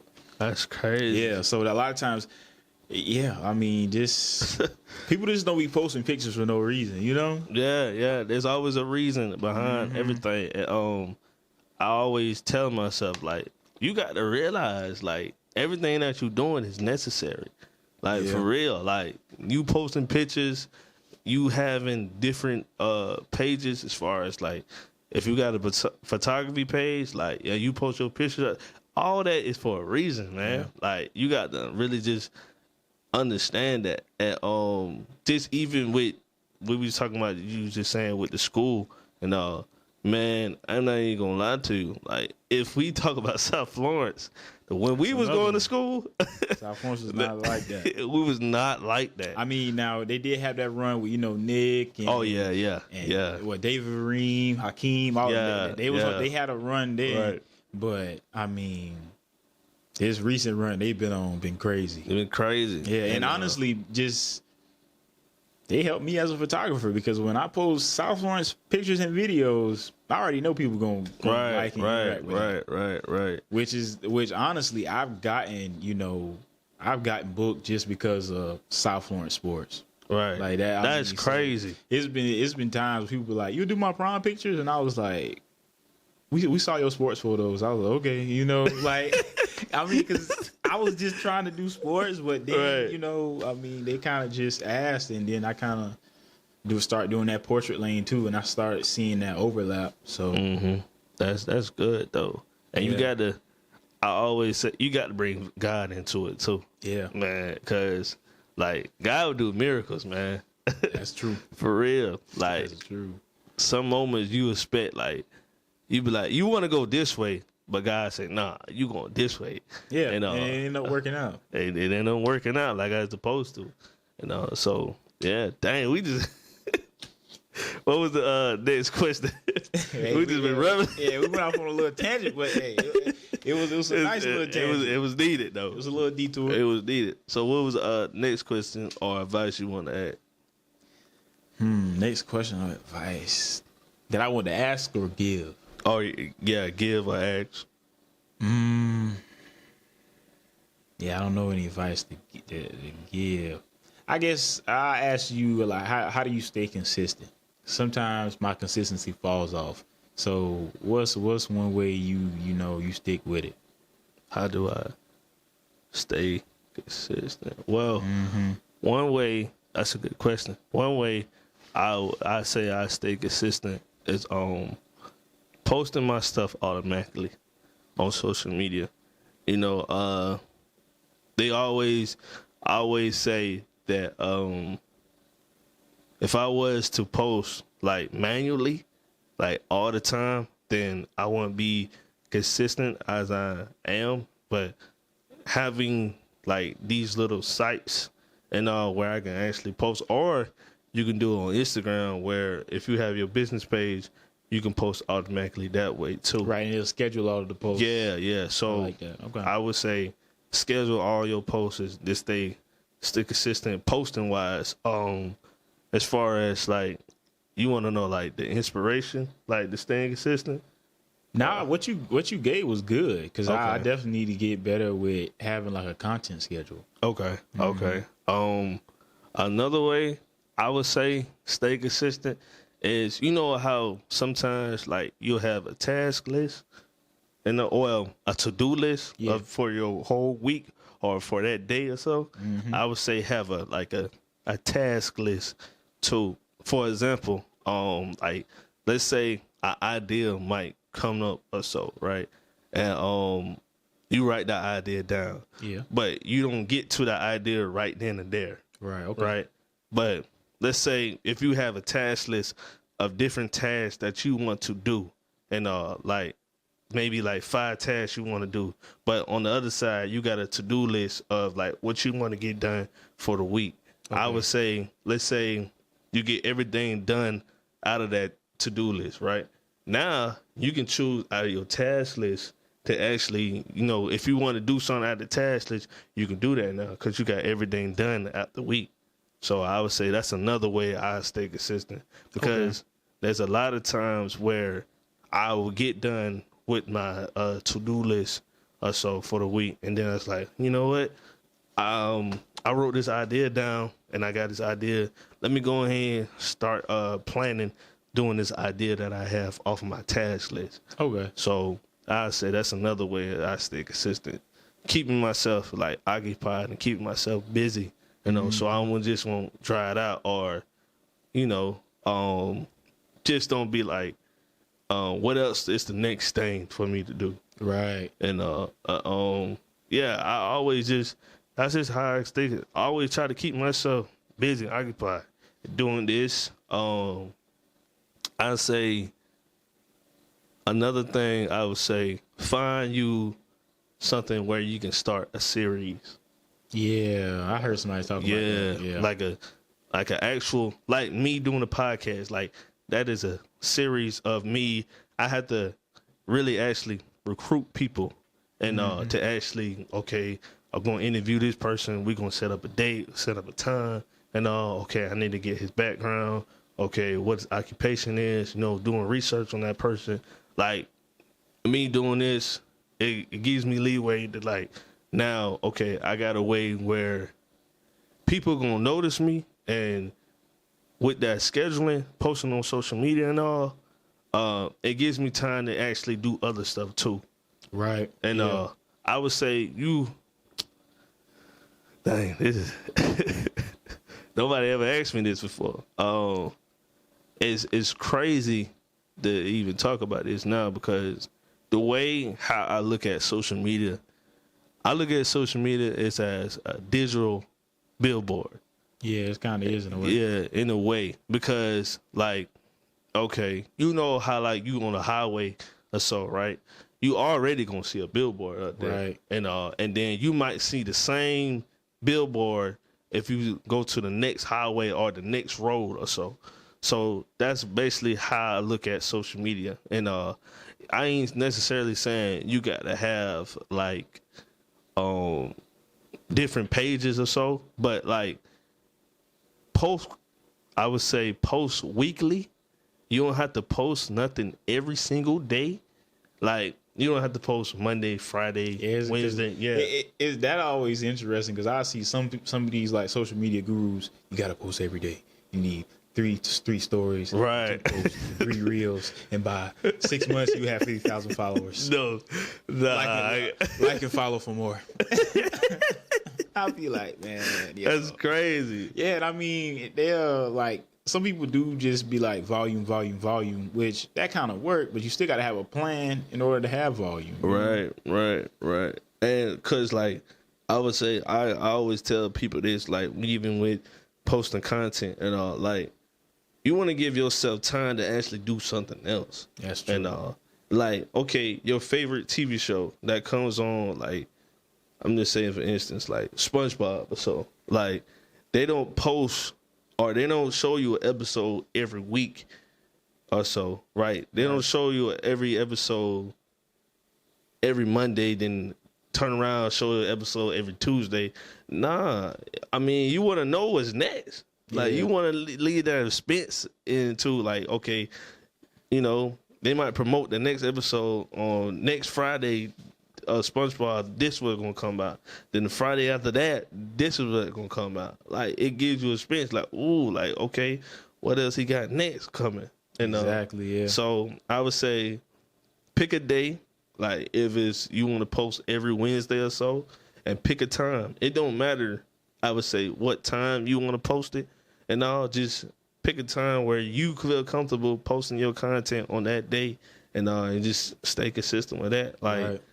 Every Wednesday, you already know you're going to see a clip of the podcast. Or exactly. So. Okay. And, like, every Wednesday at, 12 o'clock, you're going to see me post a damn, I'm giving out my secret. But it's worth it, though. It's worth it. It is. I love it. You got to spread the knowledge sometimes. Right. So, but, yeah, like, every Wednesday, you're going to see a clip of the podcast at 12 o'clock. Or so, every Thursday, you might see some of the work that I do. Like, today, I just posted, salon video where I did a commercial for a salon.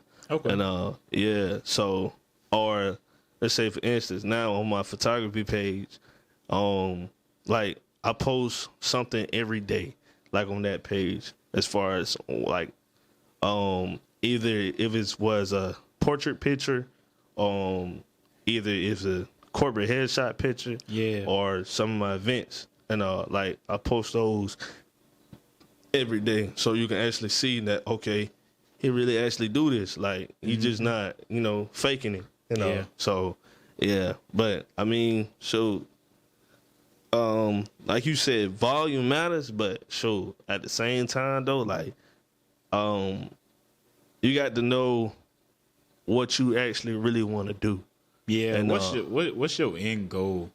Because, I mean, some people, you really got to know your end goal, because that's going to kind of dictate the type of content you make. Right. And, like, how much content you make. Right.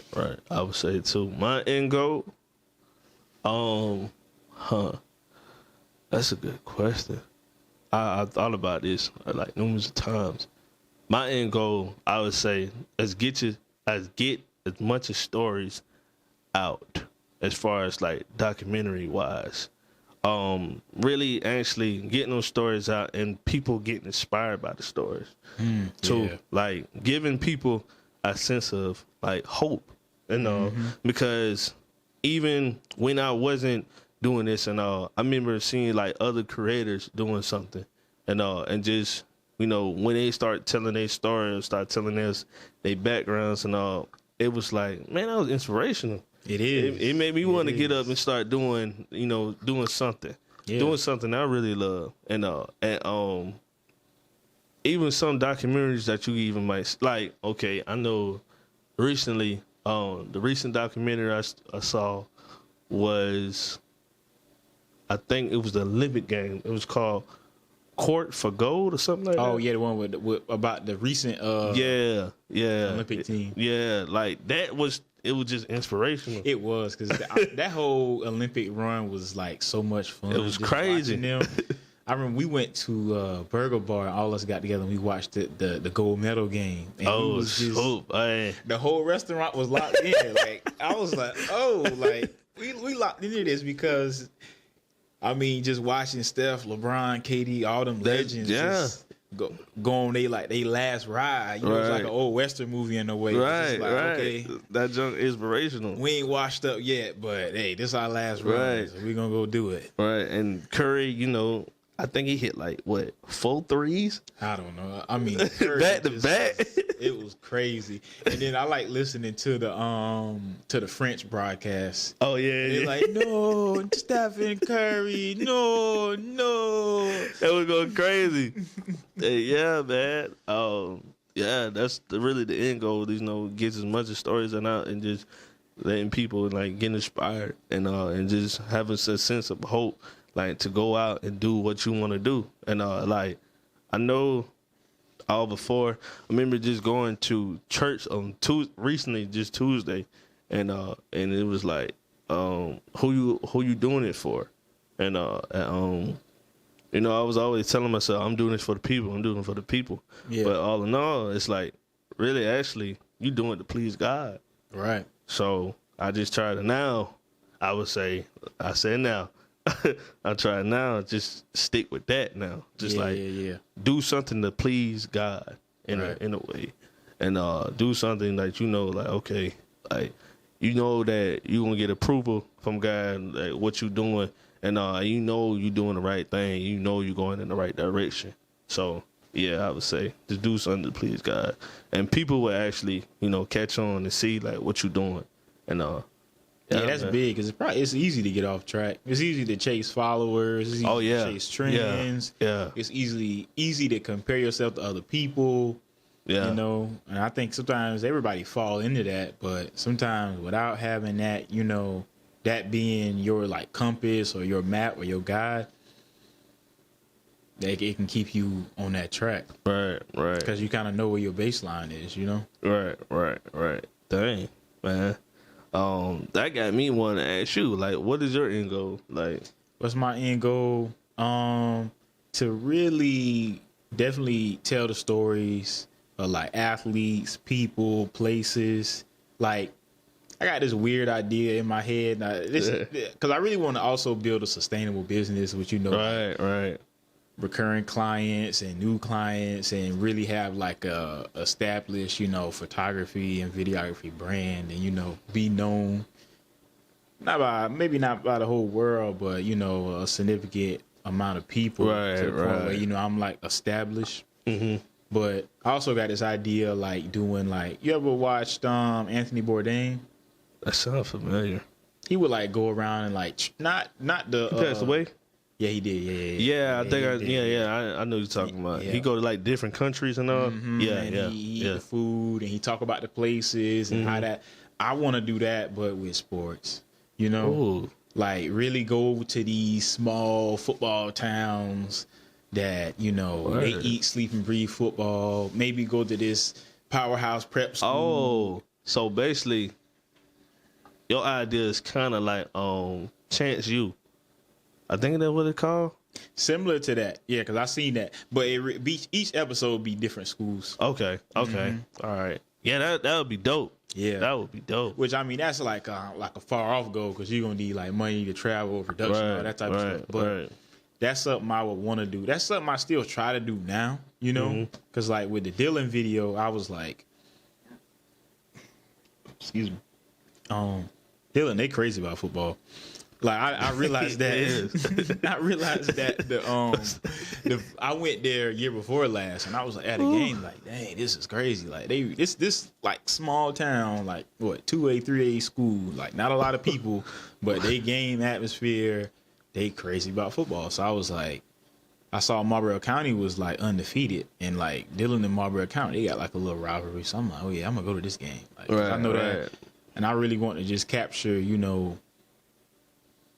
that atmosphere, that place, and the story that go along with it. So, I probably would want to do like some type of either YouTube series or show, something like that. Just traveling around to these different, that'd be good, sports like hotbeds, rather as basketball, football, and just telling the story of the people and the places, and like really allowing the viewers to like almost travel with me to those places. Right. And that, I would say that would be good, because also, like, things I've been thinking, it's like, bro, like, some of the stuff, even with the industry that we in and all, we don't, like, some of the stuff Hollywood got, we don't have that in Florence.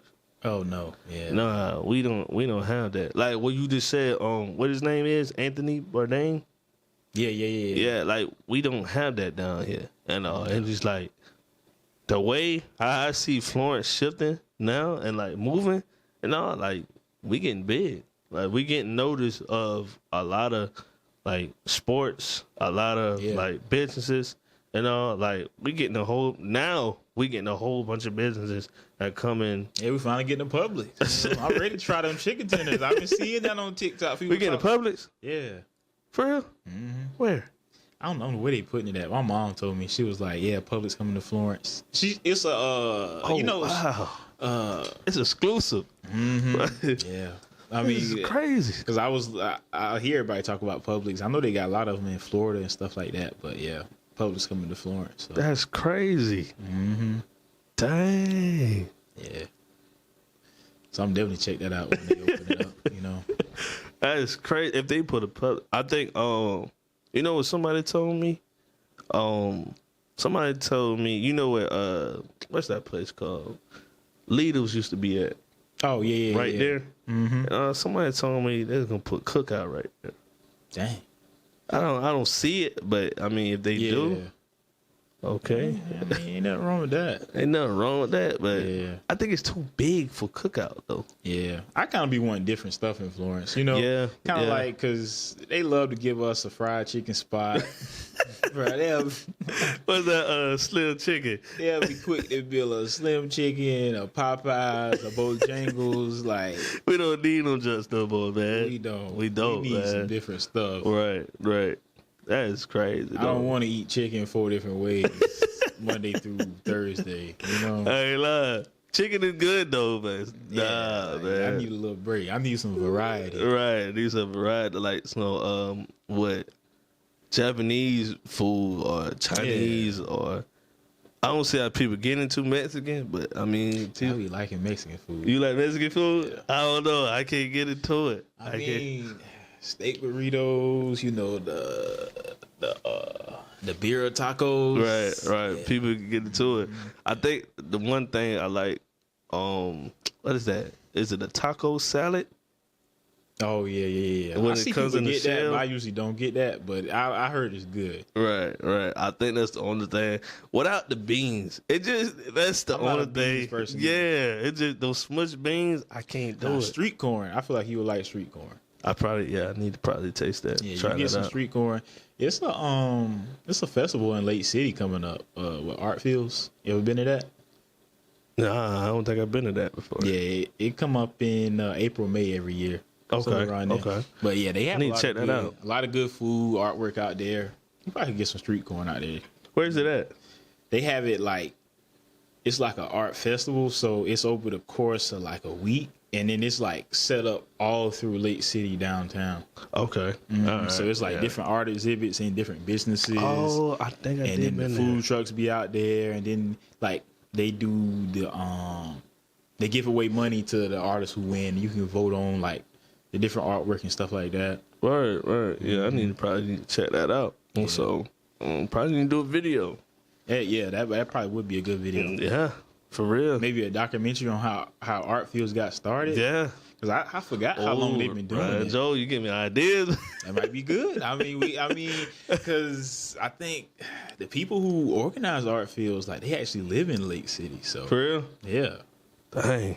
Mm-hmm. I heard that the egg scramble, my fiance granddaddy, she told me there was a dude that stayed in Lamar. Right. See, I never been to that. I gotta go to that. You ain't never been to that? Nah, man, I never been to that. That's crazy. I hear about it all the time though. It be packed though. Yeah. Like you know how if you ever been to Lamar and how small it is, like man, I'm talking about the egg scramble.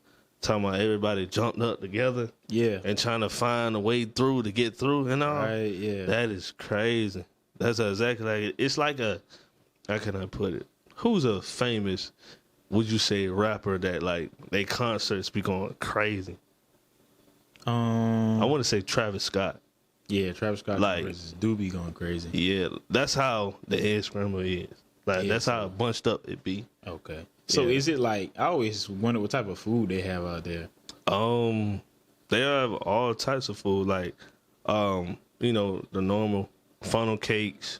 Okay. Like the festival foods. Yeah, like the jumbo lemonades and stuff like that. Okay. Yeah, the typical festival food. And right. Dang, Ryan, we coming up to an hour. Dang, that hour flew by. People, if I watch podcasts, they be like, dang, that was an hour already? I see what they talking about now. Right, it's like, right. As soon as you start going, it just rolls. We an hour and 47 minutes. This is crazy. I didn't even realize that. You know, but that's the beauty of having the podcast. You know, you had great conversations, and sometimes you might go off script, but it still be interesting though. Yeah, I just call it a little detour. Right. That might be interesting. Right. I say now, tell the people where they can find you at now. Ryan J Photography on Instagram. Ryan J Photography on Instagram.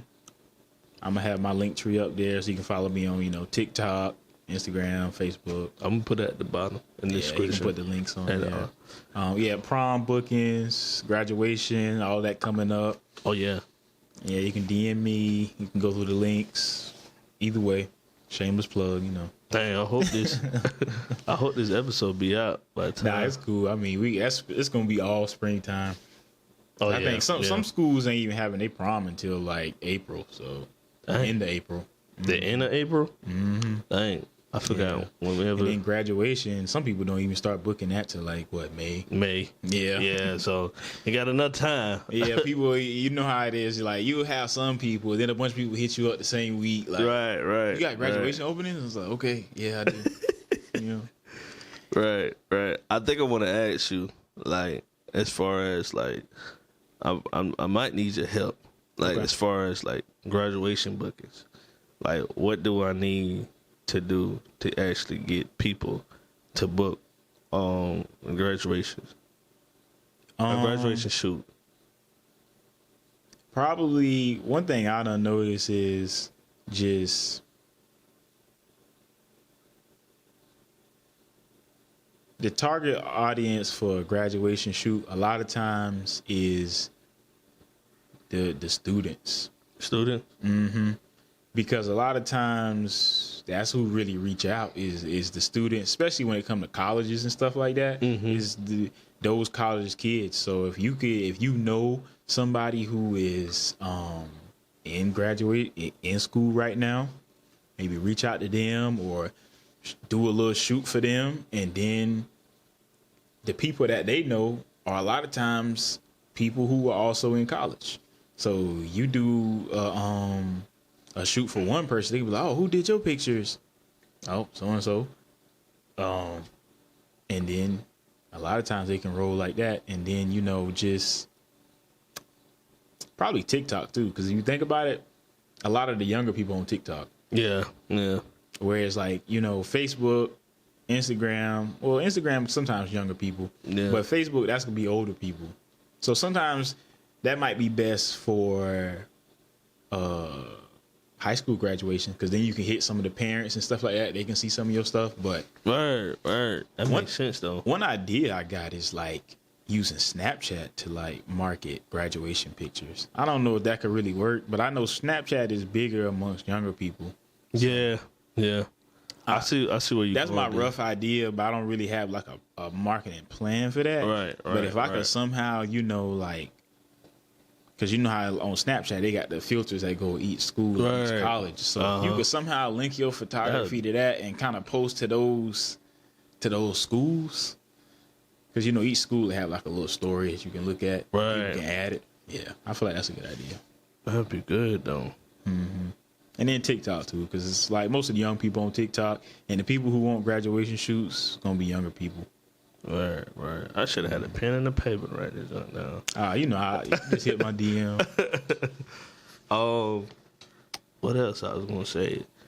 That's crazy because I always wanted to post some of my work on Snap though, and I just ain't never, you know. That's a random idea I had in the shower one day and it never left. So but I don't really know exactly how to make that work. But that's just it's sticking in my mind. Like you can use Snapchat to market like graduation photos because so many like college kids use Snapchat to communicate. Yeah. Like they literally, for real. like, cause my brother in school, they use his group chats with his friends. They not on iMessage, they on Snap. Right. So right. I mean, that makes hella sense though. There's other people who also use, Snapchat to sell things that, So it's already that lane is somebody using that lane. Now we can use it for good. Right. I know what you're talking about. Exactly. But I mean, we're not gonna talk about it though. Yeah. So the blueprint is there. Right. I agree. What else I can say about Snap though? Damn, I forgot what I was about to say about Snap. Yeah. I think Snap it's way well, that's what I was gonna say. I had an idea of like graduation shoots and like have an actual series where, basically talking about the graduate stories that the ones that book appointment and actually like doing a documentary series. That would be cool. Yeah, like and you really could do it quick. Like you could just record it with your phone, put that up on the story. Right. And just post that throughout the week, and then talk about their major, what they do, what they gonna do in the future. Until they actually story like from kindergarten all the way up to 12th, and or like just even college students as well, and like do. But the thing, what I was thinking, like, how many do I have to do? Like, let's say, for instance, like, if you was to get, like, 12 people, are you going to do all 12? I mean, that'd be good, though. What you probably could do is just, like, post a question from them every day. Damn. That way you could really spread the content out, and you ain't got to drop it all at once. That would be good. That's like all of your posts. Yeah, like a 1-part question to answer. Yeah, like let's say you had like 5 or 6 people that you shot. Ask each person like 5 or 6 questions. Right. That's like 25 questions. So technically like 25 posts. Dang. Because then let's say you got a nurse on your page and you did their shoots. You got an engineer on your page, you did their shoots. You got somebody going off to medical school and you did their photo shoots. You got a teacher, you did her photo shoot. You got somebody who's going to be a therapist and it's them talking about their career, but you did a graduation pictures. That would be good. Would you do that as an add-on, or like would you just include that into the photos? I might just throw that in for free because I feel like that would help you as the photographer. Because then when you post, you can put your hashtags like graduation shoot, graduate, nursing school, because that's big. Like hashtag nursing school. There's a lot of nurses who make content, and then a lot of times you're gonna end up in that part of the algorithm because of the graduation, the nurses, all that type of stuff. Yeah. Then if you want to like tag their Instagram page and the thing, that's another thing. Like I learned this from doing the sports photography. If you can collab with somebody on Instagram, because Instagram's so competitive now, that'll help, because it's been so many times where I did pictures of certain athletes, and because they got a good, they so well known, it made the content do well. Like that little the video, I think his name Will Wilson. Sound familiar? Yeah. He I think he went to like North Carolina State. He quarterback, and I heard about people were talking about how good he was. I was like, I got to catch a game. And I did like a little highlight mix. I think I know what you're talking about.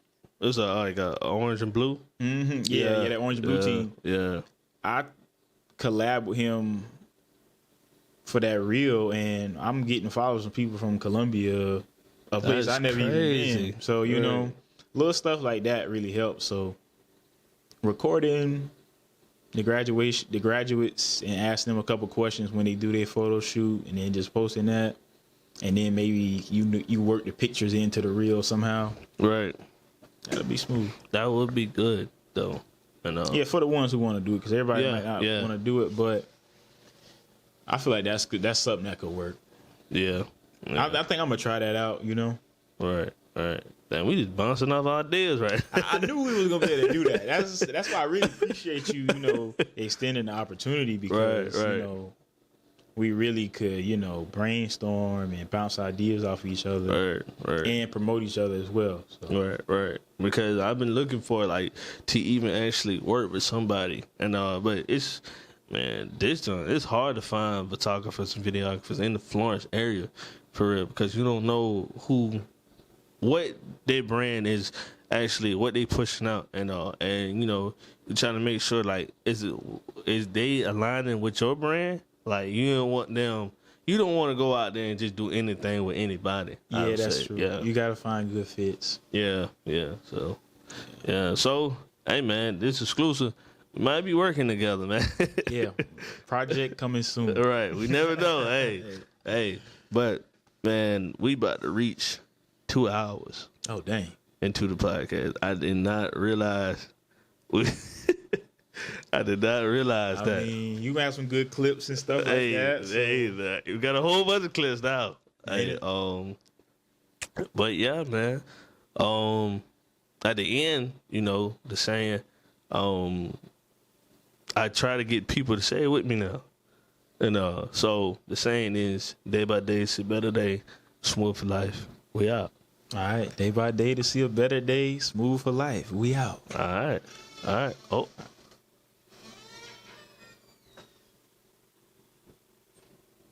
Hey, how you doing?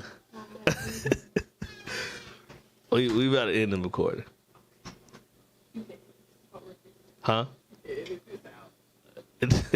Yeah. You should leave that in. It's gonna be in. Yeah. But yeah, David, huh? No, you good.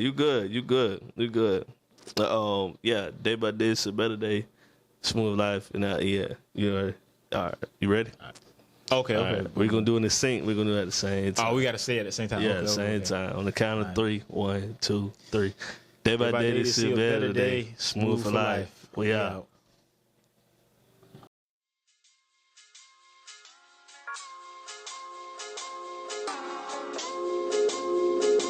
Bye.